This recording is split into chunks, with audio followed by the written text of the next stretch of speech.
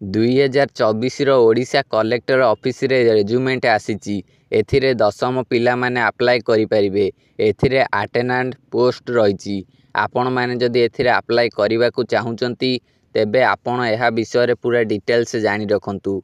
मु एबे आपण माननको पूरा डिटेल्स रे कहूची। ए जो ओडिशा कलेक्टर ऑफिस रेजुमेंट आसीची 2024 रो ए रेजुमेंट डिटेल्स ए गुडी को एठी रहिची। मु एबे आपण माननको पढ़ी की कहि दउची। आपण माने ध्यान देई सुनंतु कौन कौन डॉक्यूमेंट लागिबो, को जगह रे पोस्ट हबो, ए सब विषय रे आपण माननको एबे मु कहिबी। देखंतु एटा पोस्ट करा जायची Odisha district veterinary officer Bargarh आंक तरफ रु ए रेजुमेंट बाहरची। ए जॉब टाइप रहिची Odisha job, state government job. एथिरे पोस्ट ए जो जॉब टे आपण अप्लाई करिवे, ए पोस्ट रो नाम रहिची अटेंडेंट। एप्लिकेशन मोड रही डायरेक्ट इंटरव्यू। आपण जाइए डायरेक्ट इंटरव्यू देवे। कौ माने अप्लाई करि परिबे? All Odisha candidate.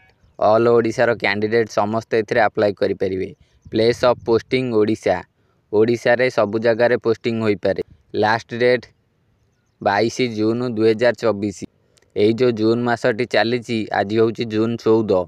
आगामी जो 22 तारिख आउची जून मासर, सेटा होउची last date. Male female both apply करि परिबे। एजुकेशन क्वालिफिकेशन कौन होइथिबो देखंतु।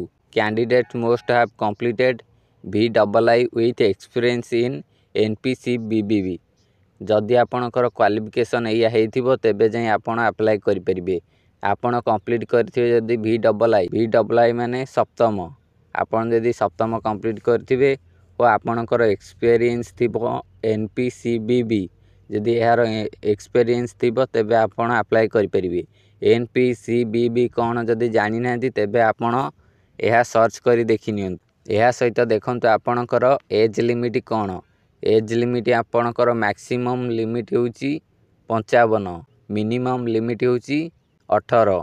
18 रु 55 भितर आपण आवेदन करि परिबे।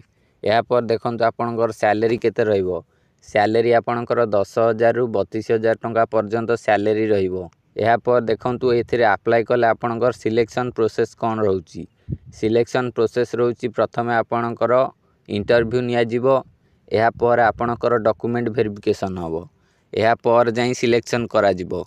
एहा पर देखंतु application fees general EWS OBC PWD SC ST ए समस्तंकर फ्री रहिछि। समस्ते फ्री रे अप्लाई करि परिबे। कोनोसी प्रकार चार्ज लागिवनी अप्लाई पई। एहा पर देखंतु एई रेजुमेंट पई आपणकर को को डॉक्यूमेंट सब दरकार हबो। देखंतु क्वालिफिकेशन सर्टिफिकेट। आपणकर क्वालिफिकेशन सर्टिफिकेट लागिवो। एहा सहित certificate indicating the date of birth. आपणकर जो सर्टिफिकेट से सर्टिफिकेट रे आपणकर डेट ऑफ बर्थ रहिथिबा दरकार। HSC हो कि SSLC हो। जदि आपणकर डेट ऑफ बर्थ नाही तेबे आपण मानकु डेट ऑफ बर्थ रो प्रूफ दबाकु पड़िबो। एहा सहित आपणकर रिसेंट 2टी colour passport size photo.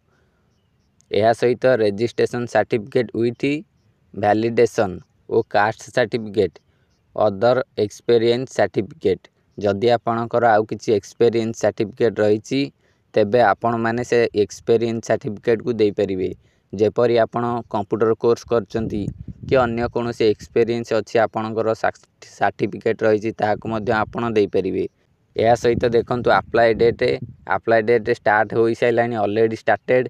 Apply last date मु आपण मानक पूर्वरु कहिछि 22 जून 2024। आगकु जो 22 तारिखटी आसुछि, 22 तारिख रे एथिरे अप्लाई लास्ट डेट रहिछि।